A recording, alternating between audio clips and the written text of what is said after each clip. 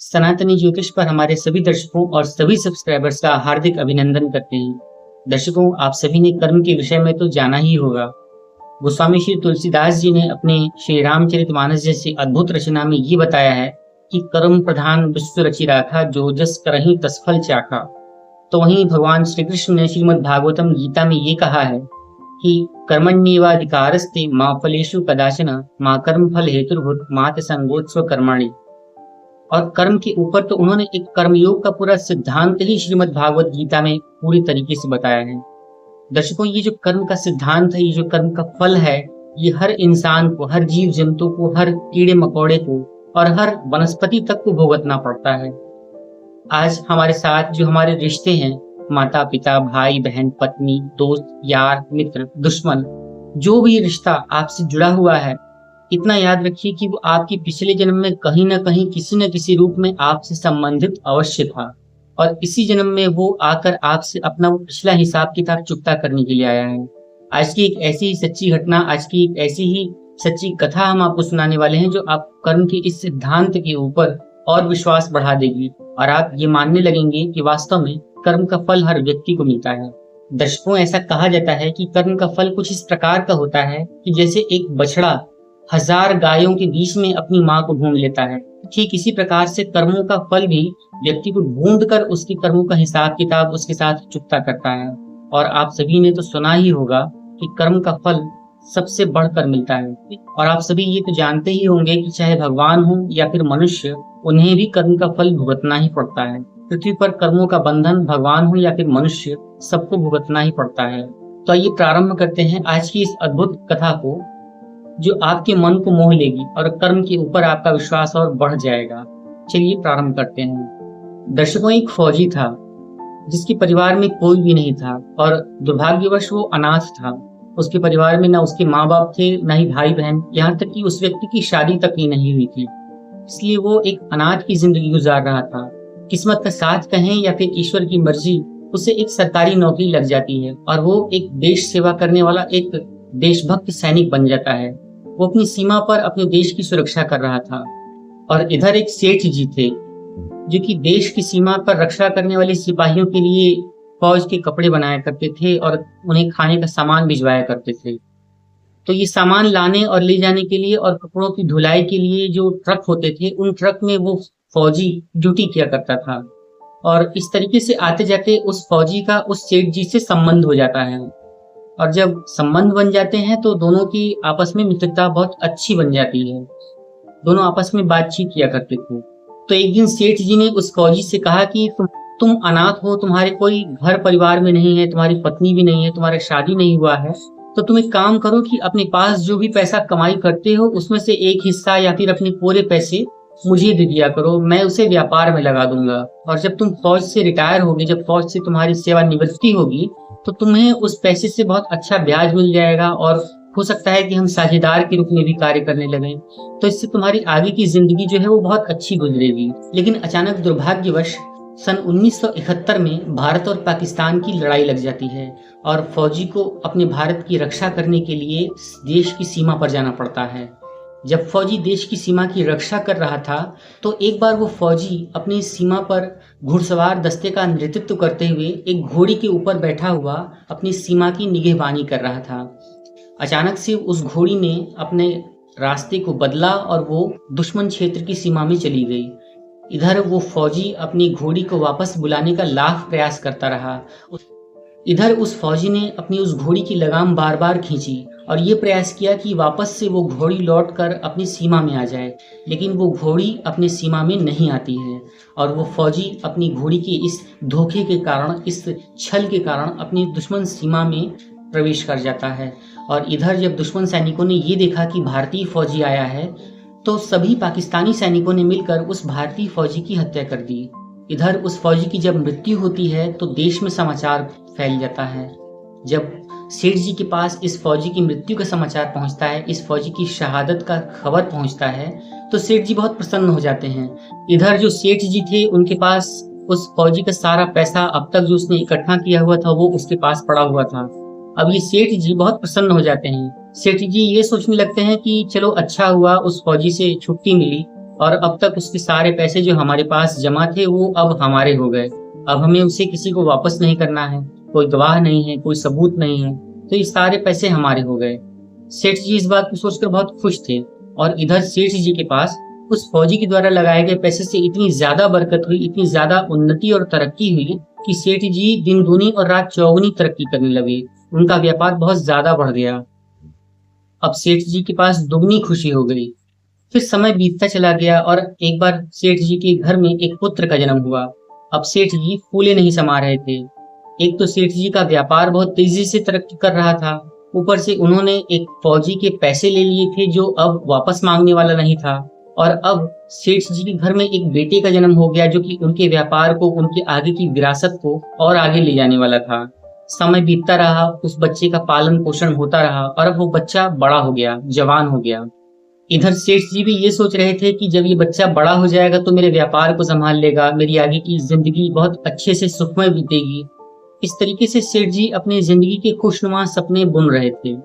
दशकों फिर इसके बाद सेठ जी ने उस अपने बच्चे की शादी कर दी। शादी के बाद एक सुंदर सी दुल्हन आ जाती है और अब जिंदगी बहुत अच्छी तरीके से गुजर रही थी। इसके बाद होता यूं है कि अचानक से एक दिन उस जवान बेटे की, जो सेठ जी का इकलौता पुत्र था, उसकी तबीयत खराब हो जाती है। और तबीयत कुछ इस प्रकार से खराब होती है कि उसका कहीं भी दवा इलाज नहीं हो पा रहा था। बाद में ये पता चलता है कि वो लड़का जिसे ये रोग हो चुका था वो एक लाइलाज बीमारी के रूप में परिवर्तित हो चुका है और अब इस रोग का इलाज संभव ही नहीं है। सेठ जी ने भी अपने सारे पैसे लगाए, अच्छे से अच्छे डॉक्टरों के साथ इनका इलाज करवाया, लेकिन उनका वो जो पुत्र था उसकी तबीयत ठीक ही नहीं हो रही थी और दिन प्रतिदिन और ज्यादा खराब होती जा रही थी।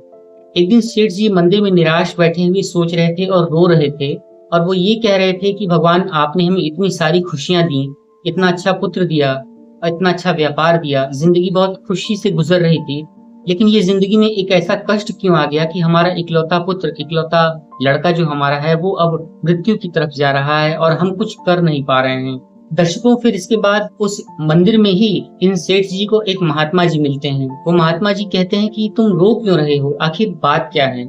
तो सेठ जी ने सारा वृत्तांत बताया और ये कहा कि 2-3 दिनों के भीतर ही मेरा ये जो इकलौता पुत्र है ये मृत्यु को कबलित हो जाएगा, इसकी मृत्यु हो जाएगी और हम कुछ नहीं कर पा रहे हैं। हम ये सोचकर बहुत दुखी हैं कि हमारे किन कर्मों के कारण भगवान ने हमें ऐसा दंड दिया है और किस प्रकार से हमारे पुत्र का पुनर्जीवन वापस आ सकता है। हमने ये सोचा था कि हमारा इकलौता पुत्र हमारे बुढ़ापे का सहारा बनेगा, हमारे वक्त में काम आएगा। हमने इसकी शादी की, बहुत धूमधाम से इसका रिश्ता तय हुआ और आज जिंदगी में ये दुख झेलना पड़ रहा है जहां हमें कोई रास्ता नजर नहीं आ रहा है। तो वो महात्मा जी बहुत ज्ञानी थे। उन्होंने तत्काल कहा, अरे सेठ जी, आप परेशान क्यों हो रहे हैं? अगर आपको यही समस्या थी तो आपको सबसे पहले मुझे मिलना चाहिए था। मैं आपको एक ऐसे वैद्य का पता बताता हूँ जो बहुत ही अच्छे हैं और उनके हाथ में बहुत बरकत है। वो किसी को भी दवा दे देते हैं तो वो मुर्दा भी जी उठता है। तो मैं आपको उनके पास ले चलता हूँ। इसके बाद वो महात्मा जी उन वैद्य के पास इन सेठ जी को लेकर जाते हैं और सेठ जी अपनी सारी समस्या उन वैद्य जी से बताते हैं। जब वैद्य जी ने सुना तो वो मुस्कुराने लगे और उन्होंने अपने पास से एक अच्छी सी दवा निकाली और एक पुड़िया बनाकर उन वैद्य जी ने सेठ जी को देते हुए ये कहा कि ये ले जाइए और अपने पुत्र को खिला दीजिए। हो सकेगा तो भगवान की कृपा होगी और आपका पुत्र बहुत जल्द ही स्वस्थ हो जाएगा। जब सेठ जी ने ये सुना तो उनकी आंखों में खुशी की लहर दौड़ने लगी। वो सीधा भागते हुए उस पुड़िया को लेकर अपने पुत्र के पास गए। दर्शकों, इसके बाद दुर्भाग्यवश यूं कहें कि जैसे ही उस पुत्र ने उस पुड़िया को खाया, उसकी दवा का 1-2 खुराक लिया, शाम होते होते उसकी मृत्यु हो गई। अब जैसे ही उस पुत्र की मृत्यु हुई, सेठ जी के घर में रोना पीटना मच गया। सेठ जी रोने लगे, उनकी पत्नी भी रोने लगी और आसपास के लोग जब इकट्ठा हुए तो ये पूछा गया कि आखिर बात क्या है। इधर से महात्मा जी भी गुजर रहे थे, वो भी सेठ जी के घर के पास आकर रुक गए। पूछने पर यह पता चला कि उन सेठ जी का इकलौता पुत्र था और जिसकी मृत्यु एक दवा के खाने से हो गई है। पूछने पर यह पता चला कि सेठ जी का एकमात्र पुत्र था जिसकी तबीयत कुछ समय से खराब थी और आज सेठ जी ने उसे एक दवा की पुड़िया दी जिसे खाने के बाद उस पुत्र की मृत्यु हो गई है। सभी इसीलिए दुखी हैं और सभी इसीलिए रो रहे हैं। तो उन मंदिर के महात्मा जी ने कहा कि अरे इस बात के लिए रोना धोना क्यों, जो भी आया है उसे तो जाना ही पड़ेगा।